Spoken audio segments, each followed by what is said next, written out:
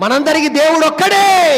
హిందువుకైనా, ముస్లింకైనా, క్రిస్టియన్స్కైనా దేవుడు ఒక్కడే. ఏ జాతి వారికైనా దేవుడు ఒక్కడే. ఏ దేశం వారికైనా దేవుడు ఒక్కడే.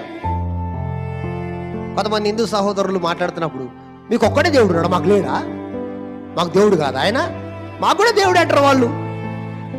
మా దేవుడు అంటారు వాళ్ళు. అట్లయితే మా దేవుడు అంటే, మీ దేవుడు ఎట్లయితే మా దేవుడు. ఇప్పుడు దేవుళ్ళ గురించి గుద్దులాట అయింది. అసలు సంగతి ఏంటంటే దేవుడు ఒక్కడే, దేవుడు ఒక్కడే. దేవునికి స్తోత్రం కలుగును గాక. రెండు చేతుల పైకి హల్లెలూయా. దేవుడు ఒక్కడే. అందరూ దేవుని స్వరూపంలో ఉన్నారు, అందరూ దేవుని ప్రణాళికలో ఉన్నారు, అందరూ దేవుని యొక్క లక్షణాలు కలిగి ఉన్నారు.